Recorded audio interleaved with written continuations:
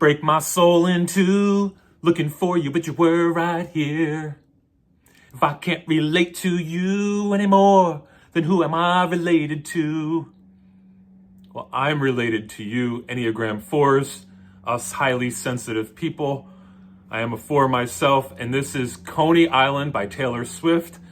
This is the Enneagram albums where I take the Enneagram and music, smash them together, and there is a smash together in this song. It's the band The National, along with Taylor, and The National couldn't be a more 4 band.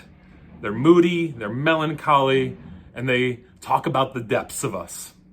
And Taylor does a lot of the same. And in this first lyrics in the song, we see Taylor breaking down what I think is her own relationship with her. We see it through the framework of a romance. And if you've gone to this song because you were getting over a hard breakup, cool. I don't want to take that away from you. I still see this song as a breakup song. You know, it's one of those songs you can go to when you're feeling the levels of pain of a lost relationship that you're thinking back on and going, what if? But in all great storytelling throughout the history of time, when we were using a romantic narrative, usually the author was trying to get you to look at the unconscious parts of yourself. Because the pursuit of another, romantically, really highlights the places in which we feel insufficient or where we have something that seems missing. And we pursue it in another to complete or round out ourselves. And as we grow into maturity, we find the ways to get that without requiring the other person to give it to us. So I think this is a great song for Enneagram 4s who are essentially psycho detectives. They plumb the depths to get at themselves. Now, life is imitating art. Across the street, I'm in the West Village in New York City. There is a building being excavated because some very rich person bought it, and they're going to take what was a parking garage and I believe make it into their own personal house. And they're going down into the basement and the first floor, ripping it apart and putting it into the trash, like a big trash compactor out there. And I see that as kind of our mission in life for humanity as 4s. We permission others to look at their darkness, to go into their hells. But what we're great at is seeing the redemption story, seeing the light in the darkness. And we have a particular acumen, a particular gift at helping people do that. Now, one of the things that can thwart that is that envy, our vice, we compare ourselves to a lot of people. And we have a remarkable capacity to think that who we are or our gifts aren't enough. So we pull away from the world. And what I like about this song right out of the bat is that she's saying that her heart is broken in two, which is a natural state for us or 4s. And she's looking for herself. Now I'm putting this on her. I don't know that she meant this, but this is what I'm doing here. And then that next lyric is, but you're right here. And one of the things that a 4 has to get okay with is being in their own skin. That they have to move towards a place of self-enjoyment and gratitude for what they do have. Not self-importance, which is our natural inclination to inflate, to become superior and elite, and think that because of our originality, our uniqueness, and our specialness, that we should get more attention for being us. Now, I sort of agree. I wouldn't be doing videos if there wasn't a little bit of me that wanted the attention. But if we live in a state of feeling terminally unappreciated, then we're constantly playing from a place of self-insecurity, not self-enjoyment. So our self-loathing rants get turned into kind of I've gone through so much, I know so much about the depth of the world, you don't, and therefore I have an upper hand. And what our gift is to actually bring a story of healing and transformation to people. And I think that's what's going on in this song. That it has a lot of what a 4 would like. Nostalgia. Romance and a relationship that didn't go well, but we're wondering, what if? We do that a lot. We have these memories that seem bigger and more inflated than maybe even the actual moment. But we get emotionally exhausted with this. And although we're resilient and we're very complex with our emotions, both in a good way and a bad way, our lows can take us so low that we get stuck in the past. And our highs can try to get us to escape that past by rushing away from it into the clouds. And to become comfortable in our own skin and know that we are related to ourselves, that we're right here, and that we don't have to retreat. Not from ourselves. This is where we can start to permission others to be more of themselves.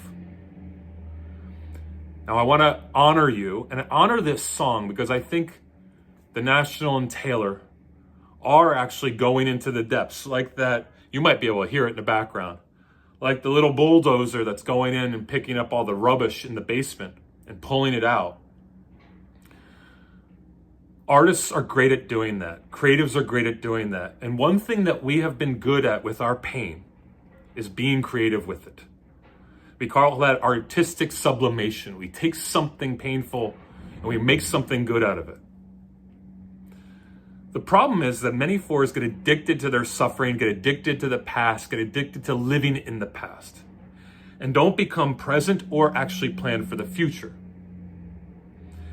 And the folks that deepen their strengths, that actually go to the hells and come back with some real knowledge, are the ones that find out they have to become organized with their history. And so we have that here. Definitely the National and Taylor are dealing collaboratively with the real reality of pain from a loss of a relationship. And they're artistically sublimating that, taking it to a place of creativity and bringing it to us for our own healing. To complete us, to round us out. And this is what music does so well. That's why I wanted to mash these two worlds up. The Enneagram and music. And I'm starting with Taylor because I think she crosses generations and sings to the realities of our life, which is some of the simple things, love lost. But I think if you look at these songs as songs that help us understand ourselves and maybe love songs about us with us, you might learn to love yourself more. And I know that's so friggin' cliche, but what I mean it to be here is that if our unconscious motivation as a 4 is they need to be unique to compensate for our limitations, and that we have some kind of faulty engine inside, we were given goods that weren't enough, and there's things that are missing and we're deficient, and we're playing from this place of being terminally unappreciated and inferior, that we don't need to puff up too much, although we're going to be bound to do that. We can find the balance where we say, okay, I am related to you, Drew. The part of me that wants to run from Drew and not be Drew needs to look back and say, there you are. You're imperfect. You're a little bit of this, you're a little bit of that. And the more I get to ease into that and not be tortured by it, the more of a help I can be to you. And so, while us 4s are excessively alert to emotions and pain, which is not necessarily so bad, if we don't get stuck in the past, we bring it to a place of usefulness now and give that gift to others. So I'm starting there. What I love about storytelling throughout history, from the hero's journey, which is the kind of structure of storytelling throughout time, folklore, fairy tales, is that the authors were always trying to get us to look at us and what's missing and what we can develop. And we're already looking for that. So let's take these songs, and this specific song, Coney Island, which I think is moody and brooding, but also has that light in it. That light that says, that was a time we can remember and appreciate. But also let's grow from it and move towards a state of more fulfilling, less festery, less bounded, and even less glamorous and over the top kind of dreaminess.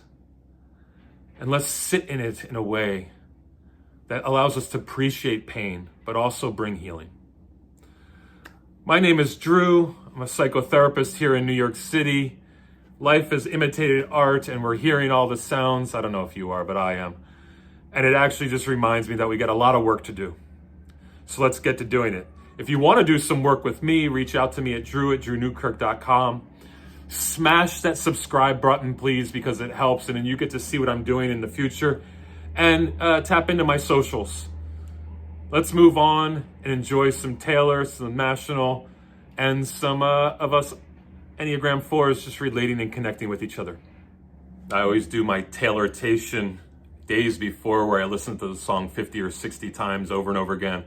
Then before I do these videos, I tend to listen to 5 or 6 times just to get myself into it. And that has kind of an anthem-y component for us 4s here, because it's such a reflective song.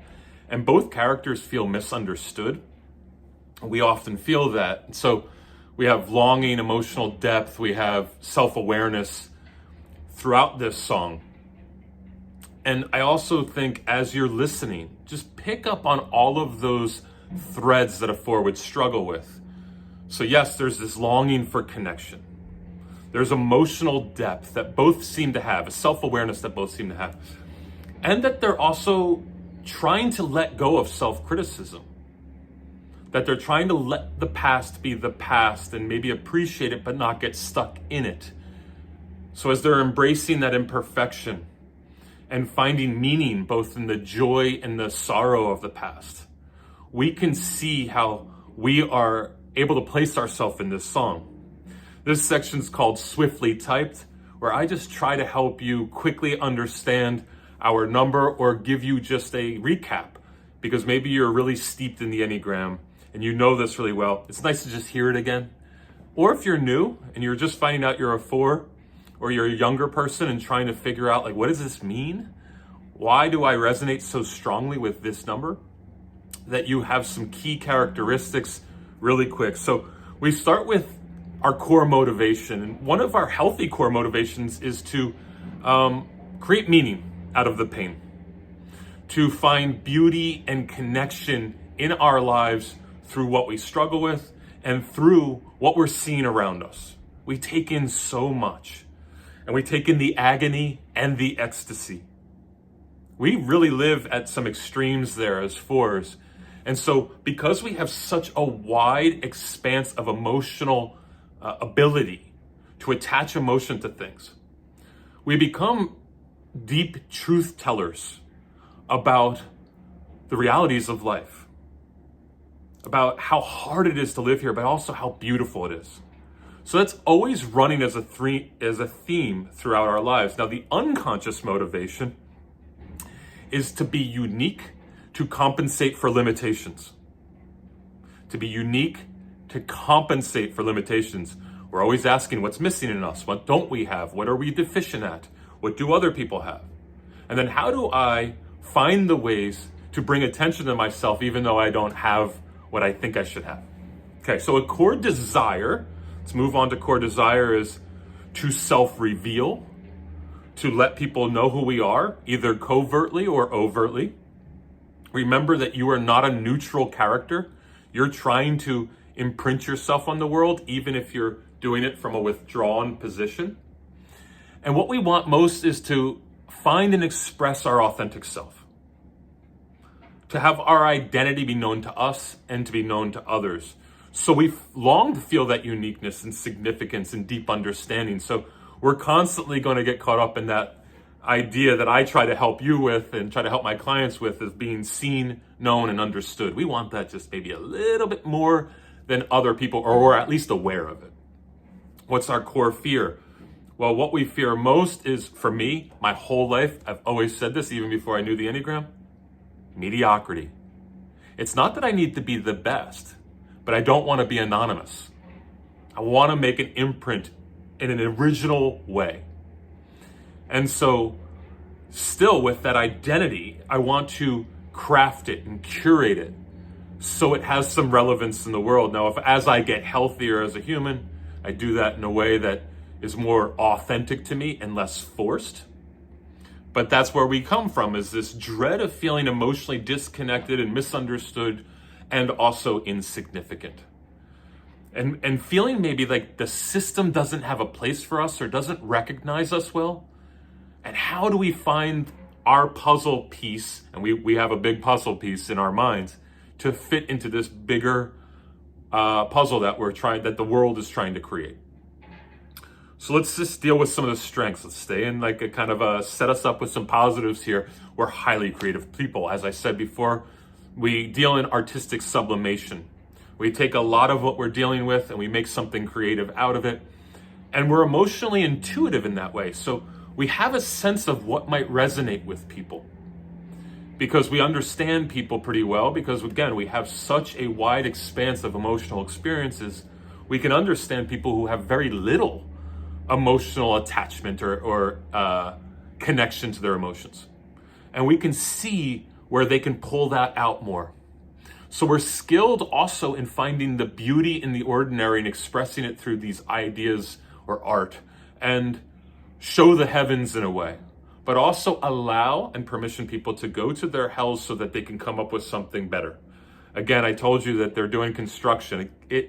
I think you're not hearing it, but right now I'm just hearing constantly big pieces of rock being dumped into a dumpster, and the grind of the engine of the wheelbarrow, of the wheel dozers. What are they? I don't know. The dozers, the things that pick up in the stuff, and it's early in the morning. I don't even know what I'm saying, but you get it. Then there's a truck that comes in and it pulls out that, and then it sticks another dumpster in there. And like, we're good at doing that work. We get really excited about the dumpster leaving with the crap. We're also good at getting the crap. And then we want to create this new beautiful architecture or structure out of that. So we go to the hells. Now we also are pretty empathic and connect to people's feelings, so we can accelerate relationships. We can get at relationships quicker than most people because we have a lot of the language. My one friend calls me Paragraph Drew, because on texts I don't tend to be really pithy. I just like, here's exactly what I'm thinking and feeling, and I want you to know exactly what this is. Okay, what are some of our challenges? Well, our challenge is that we often drive to separate.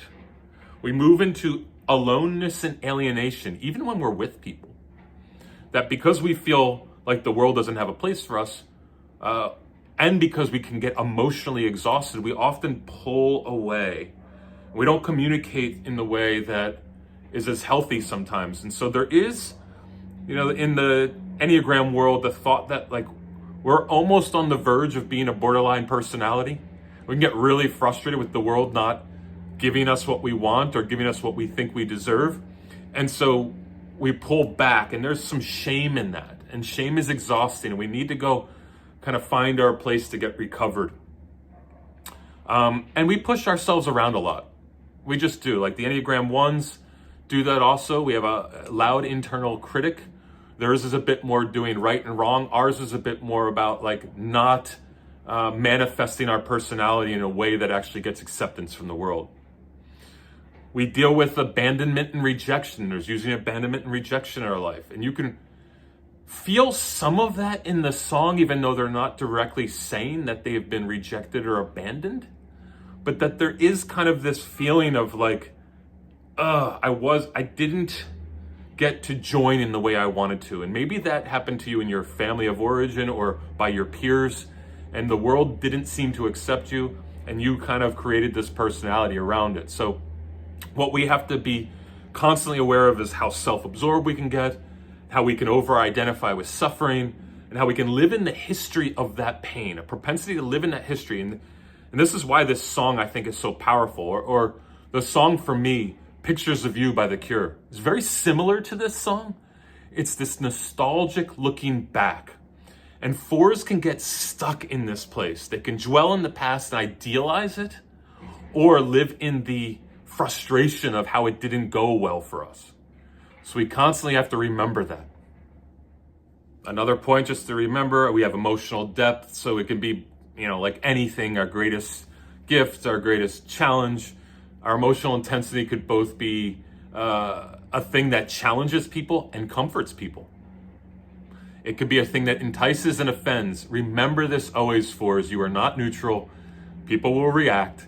Sometimes they'll be comforted, and sometimes they'll be offended. Sometimes they'll be enticed. Sometimes they'll be challenged. If we're not remembering that, we'll feel rejected. But sometimes people just pick up that we know something about the world or them, and they want to pull back. What's our relationship style? Well, we do things pretty deep and intense, and we can emotionally haze. That's what I like to call it. We'll test people to see if they have what it takes to be in relationship with us. So we're testing these relationships because we are actually afraid of rejection or boredom. We want some assurance that this person can ride with us. And we value that depth, that meaning, that emotional complexity in others. And sometimes we have to give people some room to grow and grow into that. I hear so many fours that are like, I don't want any small talk. I need to go deep. And a lot of my friends who have become my best friends over the years are not super, or were not super deep. They actually needed a person like me to challenge them, and I needed a person like them to just chill out and not over-index my emotions. But these are some of our triggers. So let's get into triggers. We like unpretending language. We like people who can go deep quick. We like to be maskless, especially sexual fours, the one-on-one types. It's like, here I am, see me, I'm bold, I'm here, boom. Even though we have some shame with that. We are shadow seekers. So we look for what's missing in other people too, and see the unresolved parts of their life, the blind spots, and we want to tell them about it. So our level of toleration has to grow for people where they're at, and not force them to shift and change, but let them do that over time. Some of this, the easy growth path stuff, guys, is like gratitude practices. It's tough for me to remember to do that, but remember what we have as our personality and our skill set, our gifts, because we forget it so quick. Learn to appreciate the beauty of the present moment. We are past oriented. And so 4s, 5s, and 9s are past oriented. The present oriented folks are 1s, 2s, and 6, and the future oriented folks are the 7s, 3s, 7s, and 8s. Now we can do all three of those, and certain of us live in the future seemingly just as much as the past, but the past can be this place that we dwell too long, which is another reason I picked this song. Not because it's wrong to dwell there, but it's wrong to stay there too long. We learn from it, we have our nostalgic moment, we kind of have to move forward. We have to balance introspection with action. So big. When we move to our 1 in health, we move towards being organized, principled, getting stuff done, because we can often habitually postpone achievements and doing. We just can. Another thing is we have to let people discover us. We're so wanting to be discovered that we can force it. We have to realize we do have a lot of uniqueness, and that the world already probably sees us that way. If we force it too much, it actually nullifies the thing that is intriguing. And then in that, we stop comparing ourselves. This is the goal of our life at some level, is with envy, our vice, comes comparison. And if we can move to self-compassion and self-acknowledgement and self-appreciation, and away from self-pity, that we can then move less into a comparing spirit and more into a compassionate spirit for ourselves. I'll just leave with this. Kierkegaard said that we need to move in our once allotted way. That is one of the ways that we are trailblazers. Sometimes the world is looking to us to do our unique thing so they can be permission to do their unique thing. And so our once allotted way is kind of like our way of doing it, which we take a lifetime to find out, but we can get better at it through time. So that was swiftly typed, maybe not as swiftly as I'd like to be. And now we're going to move into tailor-made. Why is this song so tailor-made, and what are some of the lyrics or some of the metaphors in there that we can relate to? Even though I've shared some of those, I want to just share a couple more and appreciate this musician, this songwriter, and her friends, The National, and how they can help us change or save our life a little bit through music. My Enneagram 4s, my individualists, my romantics. Why is this song so tailor-made for us 4s? I think there's a lot of songs in Taylor's catalog of music that fit us perfectly. But one of the reasons I picked this is I really started reflecting and going into the past and getting pretty nostalgic about an amusement park in my life. And so it really fit with the metaphor of this song that I want to go into. Instead of like diving all into the lyrics and breaking them all apart, I just want to play with this metaphor of Coney Island, an amusement park. In 2006, I had recently graduated from grad school. I was in my mid-20s, and I didn't want to take some of the job opportunities available to me because I still had this adventurous part that said, there's a season of my life that I can go on an adventure and not start settling into this career. It's so Enneagram 4. And so I had raised enough money to live in Kiev, Ukraine for a full year by myself and help a counseling center that really needed support. And I acted as the head counseling facilitator there and helped them manage some of how this counseling center was going to move forward in the future. And so I lived in the center of Kiev. I walked the city streets every day. And it was one of the best times in my life. I was coming of age a bit in my career, in my development of myself as a man, as a person, dealing with my emotions and learning how to play with them. And I was mostly alone for the full year. And there was this one tour I took. I know like Enneagram 4s are probably bristly at the idea of going on a tour with a bunch of people, but this was crafted perfectly for me. My brother and his girlfriend, who were both 4s at the time, she was his girlfriend, married to a different person now, all the other things. But they came and visited me. And we went to the Chernobyl nuclear power plant, which, if you know anything about the nuclear explosion that happened in the Ukraine, it really changed the future of relationships between ourselves and the Soviet Union, which is now Russia and a bunch of other countries. Really cool mini series to watch is on HBO, Chernobyl. It really powerfully shows what happened there. But there was this town very close that was built just for the people who worked at Chernobyl. It was called Pripyat, Prypiat. And this town or city had to be totally evacuated. And so it went from this city of the future, just built, crafted around the Soviet mentality. And then in an instant, they had to leave everything. They didn't take many things with them. They were able to take like a bag with them. And this city is still there. There's trees growing on 5th floor of a building. Everything's overgrown and broken down and beaten up. And there's this amusement park right in the middle of the city. And I spent hours taking photos there and wondering what it was like. And I ended up writing a story that I submitted when I was trying to get into a graduate writing program here in New York City, which I did not get in, which might have been a blessing.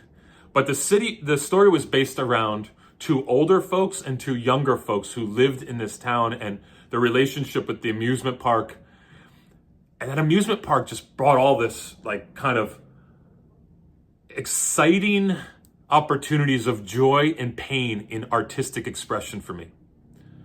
But even cooler was there was this cafe down by the river, Pripyat River, that had this huge mosaic inside of glass, stained glass from one side to the other side that looked out over the river. And it was of women in a Soviet style dropping flowers on the ground.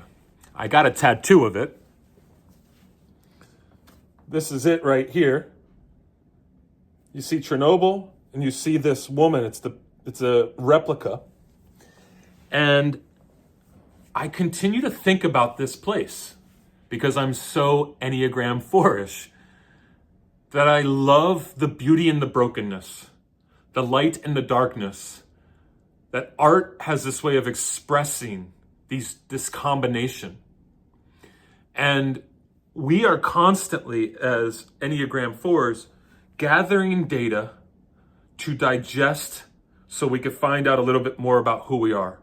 And we're using, in storytelling and in songs, metaphors, illustrations, symbolism.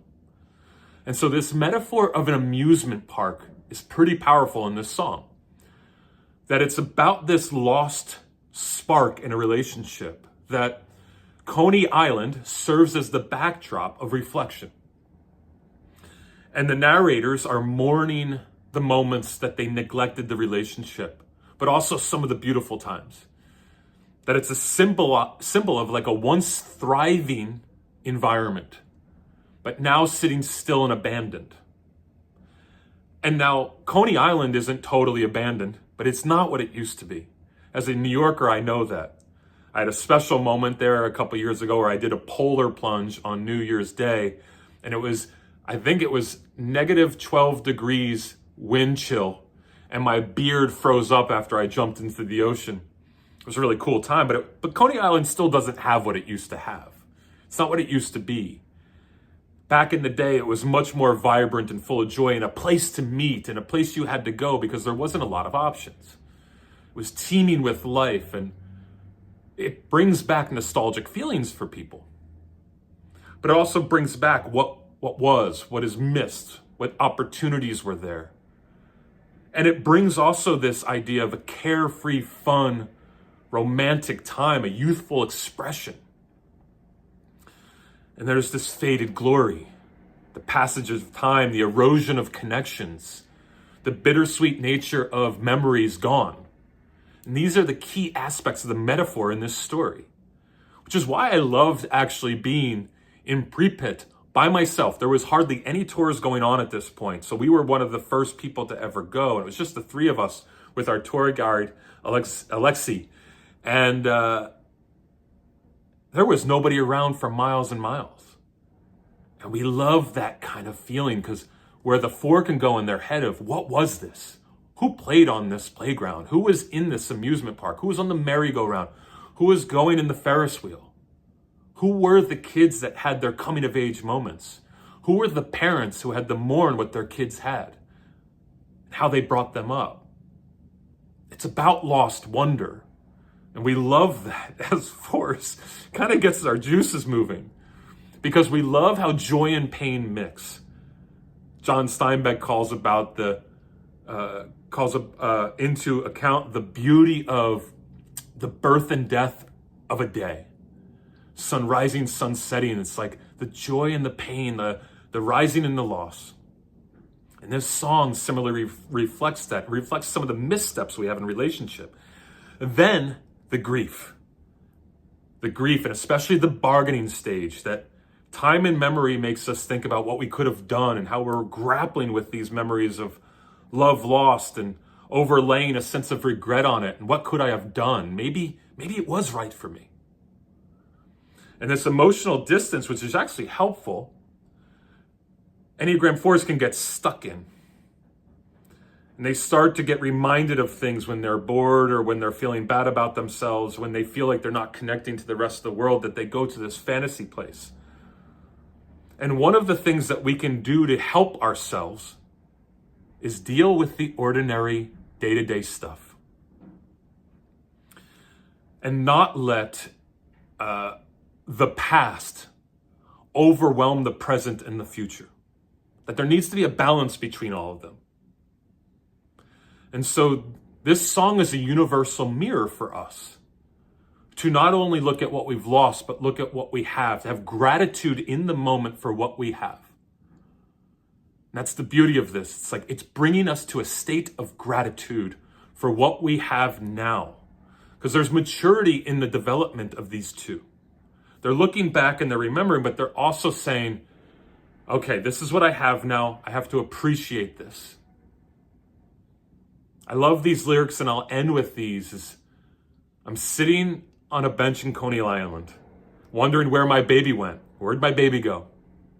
The fast times, the bright lights, the merry-go. And then Taylor talks about the mall, which is also this kind of archaic thing today. It's something that we don't spend as much time in, and it might be not what it used to be. And in the future, it'll become less of that. The mall, it was the place to be, the mischief, the gift-wrapped suburban dreams. There's disappointment. But subtly throughout this whole song is a hope for growing through it, becoming more of ourselves, and moving on to the next phases of our life. To not being creatively bound or relationally bound. I'm selfish because I love this song because the National has Matt Benninger, which is one of my favorite singers, with his baritone, matched with Taylor's wispy, softer side. And I love that about life, that we have some hard edges and some soft sides, tenderness and strength. And when they come into balance, they're great. And so we can stay in this nostalgic place the rest of our life, or we can use it as fuel for creativity. I'll stop there. I hope you harness the heaviness of your losses. My name is Drew, as I said. If you want to work with me, get in touch with me at drew@drewnewkirk.com. Please follow me on my socials. Smash that subscribe button. Know what I'm going to be doing in the future. And as I always say at the end of these, in the words of Rainer Maria Rilke, one of my favorite poets of all time, everything is yet to be done. Everything. Which is a little look at our future. Concentrating on the present and the future of what we will and can be as we grieve the past and move into the future. Love you guys. Peace. Have a good one. If you heard any of the construction, have it be a metaphor for you digging into the underground, bringing up the crap, and then creating a new house.